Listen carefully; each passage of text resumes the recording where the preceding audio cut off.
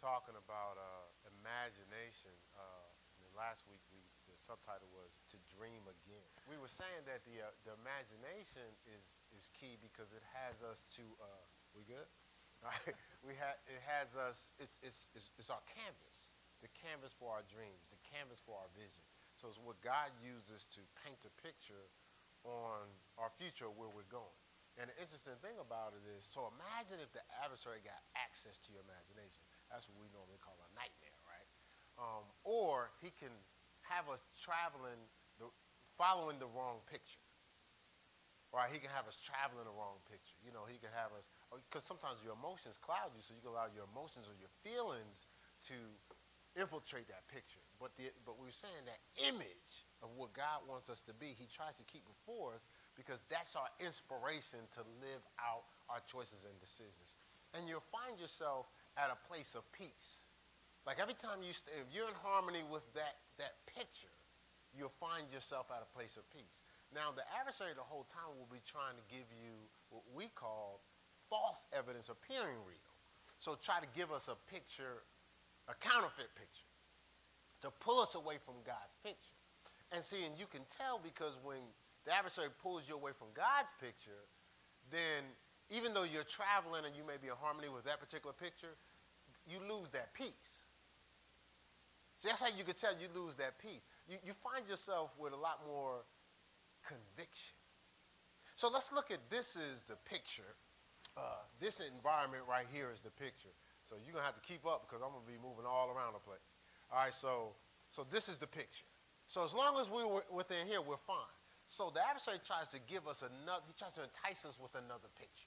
Maybe what someone else is doing, or what someone else is saying.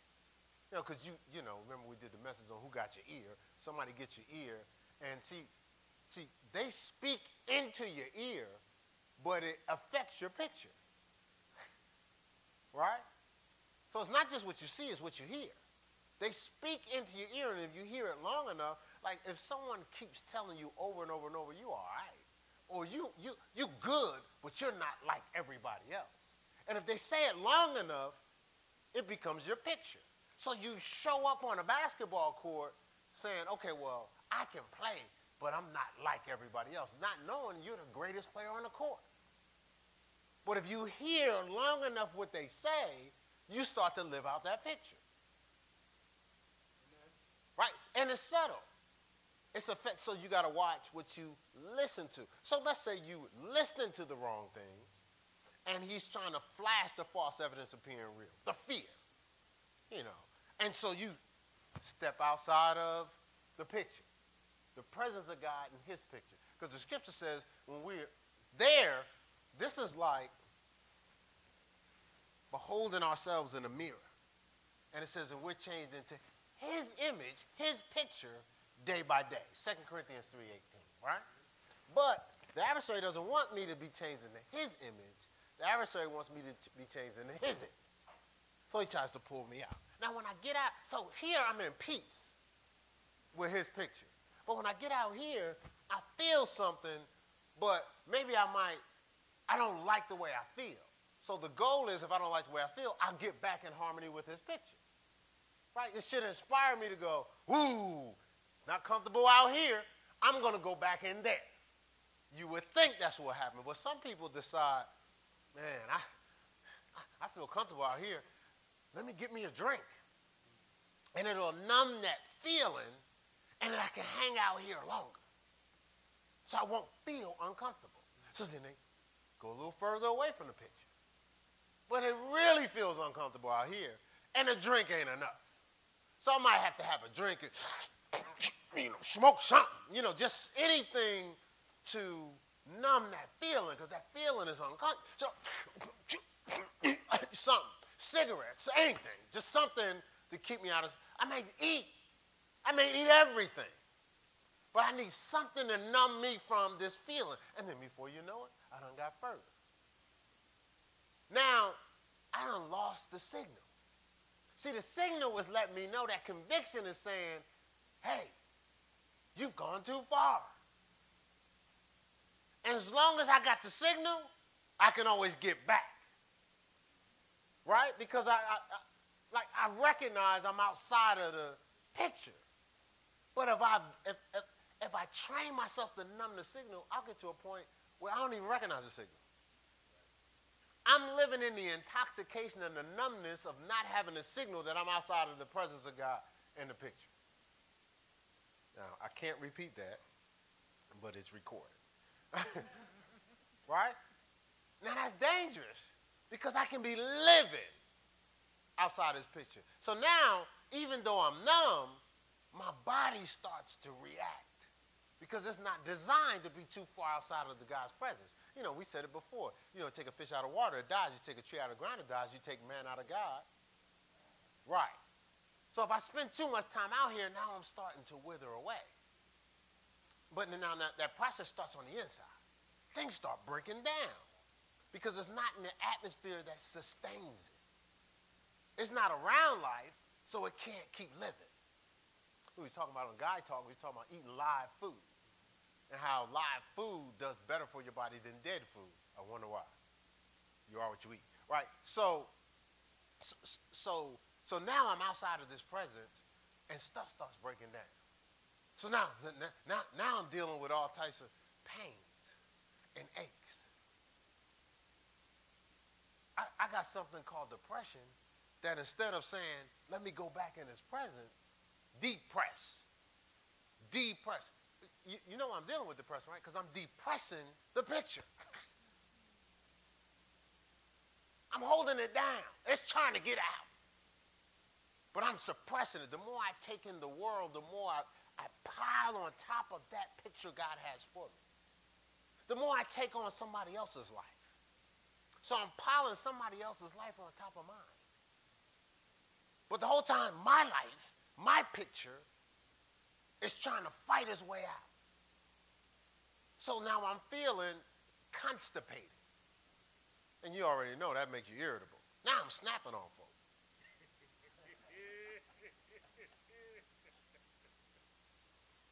I got a funky attitude all the time. Who lives in their dream and has a funky attitude? Who? It shouldn't happen. You read through the Bible and Ezekiel and Chronicles, God said, man, everybody's rolling and doing their thing in their place, and everybody was just excited. You know, everybody just running around excited. Why? Because they're doing their thing. So if you're not doing your thing, the reverse of that is you're frustrated. You're depressed. I remember I was in college. I told the story. And so one year I didn't try out for the team. Oh, that was like the worst year I had. So, because I'm at the games, seeing what I could be doing. And I remember right before September would come around, everything was cloudy. Like the whole, it was sunny outside, but it was cloudy around me, like Pigpen. You know, like it's just like a cloud around me all the time. Why? Because I'm not doing what I'm supposed to do. I'm not doing my thing. Right? I'm not, so now, and the reputation was people would come around me, and I pledged a fraternity. And so they having a meeting, you know, they were having meetings. So I would be hovering around the meeting, but I really wasn't in the meeting. You know, so like people hover around church, but they're not really in the church. So, did I say that? Yeah. All right, so I'm hovering around, and then, for whatever reason, I decided to pay attention for a couple seconds. And I realized the meeting was about me. And they were like, so I was like, they talking about me. So I stepped in and was like, well, what's going on? They said, well, people afraid to talk to you. Even the young ladies on campus. Like you went to the dorm and you didn't come back. So one of the young ladies wanted to ask why, but they were afraid you was going to cuss them out. Everybody thinks you're going to cuss them out. Now, why am I going around cussing people out? I'm 19 years old. See, because I'm not living the picture. I'm not living the dream. I'm mad at everything. I'm irritable. Complaining about everything. What you complaining for? You chose not to stay in harmony with the picture. You out here. You could be here in peace. Right? To be spiritually minded is life in peace. If you follow the narrow way, it's life in peace. So what you complaining for? You chose to not follow the picture anyway. Let's keep going. That was review on image, right? All right, so we talked about imagination. We talked about don't let your canvas be erased. So, and the way your canvas is erased is the adversary tries to get us in unbelief. See, so God gives us a picture, and his goal is for you not to believe the picture. If you don't believe the picture, it's easy for you to take a compromise. These are you get pulled out of, so someone tells you, listen, they ain't telling nobody, but you got the job. You got the promotion. It's between, listen, I know how they work, you got the promotion. But then you talk to somebody else, and the other person says, man, I don't know, man, they don't even like you. You're too smart for them. They don't even want you. So then you lead a job. But they had the promotion for you because you didn't believe. See, 2 Corinthians 3:4, he tries to blind the minds of men through unbelief. As soon as you stop believing, you go blind. See, you can't see the picture. The God, little g of this world, blinds the minds of men. 2 Corinthians 3:14 and 2 Corinthians 4:4. Why is he trying to blind you? So you can't see the picture. And if you can't see the picture, it creates a thirst. So you have a thirst, but you're not quenching it with the picture. You're taking counterfeit stuff. Like drinking Coca-Cola on a hot day or beer on a hot day. It don't quench the thirst. It actually dehydrates you. Right? Right? But God wants you to, so don't allow him to erase your picture. Blind you from it and then start writing stuff on your canvas that you're supposed to live out. Now you leave this sharp, successful, smart person to be a thug, and you look. And the news flash for you thugs, you look bad. You look terrible. We be laughing at you because you're not a thug. You're not a thug, and actually they laughing at you too, but they're not laughing at you in front of you when you're not around. I remember, son, you're gonna see this, but you know how we do. But I remember my son decided that he wanted to kick it, hang out. So we playing in a basketball tournament. So he leaves out to get something out of the car, and he's coming back. So he's talking to another guy, and the guy, he's talking to the guy like he got swag and all this. The guy didn't know that he was my son because we played together. So my son walks by, and the guy walks by me. I'm kind of trailing. And the guy's like, yeah, right. He said something else. But my son didn't hear that. Then my son shows up at a game. It's a league. He shows up at a league game. And so he's telling the guy, because he started to score a lot of points, and so he's telling the guy, yeah, I should have your spot at your college. This is before he went to college to play ball. So when he walked away, the guy was like, please. See, that's what they're doing. They want you to live their life because you can't be great. Remember, we talked about before, you can't fly with somebody else's wings anyway, right? So they know if I get you over here, I will always control. In your picture, I have to respect you. I have to value you. I have to celebrate you. Because only one person can do your picture, that's you. All right, so we talked about don't let your dreams be in the race. I don't want to spend all our time with that. And so we talked about painting God's dream back on his canvas.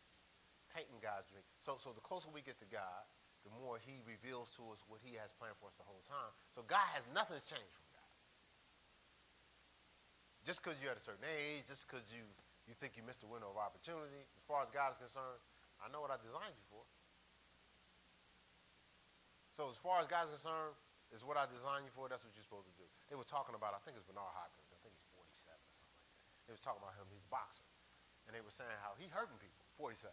But everybody's probably going, you too old. George Foreman was boxing in his 50s, I think. But George Foreman came back to box. Like he got traumatized by Muhammad Ali, with the rope-a-dope. So he kind of went away, he had to work through some things. His picture got knocked around a little bit in his head, right? But he came back.